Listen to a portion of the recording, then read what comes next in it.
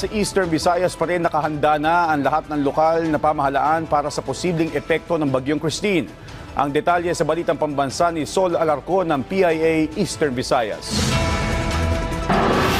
Nakataas na ang Tropical Cyclone Wind Signal number 1 sa Eastern Visayas kaya nakaalerto ang lahat ng lokal na pamahalaan bilang paghahanda sa posibleng epekto ng Bagyong Christine. Nauna nang nagsuspendi ng mga klase at trabaho ang mga local government units dahil sa banta ng malakas na ulan at pagbaha. Kahapon, nagsagawa na rin ng Pre-Disaster Risk Assessment o PEDRA meeting ang mga miyembro ng Regional Disaster Risk Reduction and Management Council RDRRMC at mga lokal na opisyal. Tinalakay nila ang mga paghahanda ng mga lokal na pamahalaan at mga ahensya ng gobyerno. Nakaalerto na rin ang Disaster Response Team ng DSWD para makaresponde agad sa mga nangangailangan. Nakapreposition na rin ang family food packs at non-food items para sa reyon.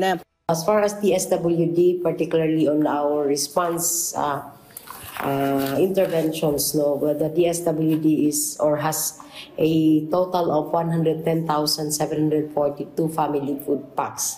This is distributed in the different 62 we call it preposites, and also we have a total of 37,486 assorted non-food items. Mayroon ding standby stockpile family food packs na nagkakahalaga ng 140 million pesos ang DSWD Regional Field Office 8 para sa karagdagang tulong kung kinakailangan. Ang mga residente naman ay nakahandang lumikas kung sakaling maglalabas ng abiso ang mga otoridad.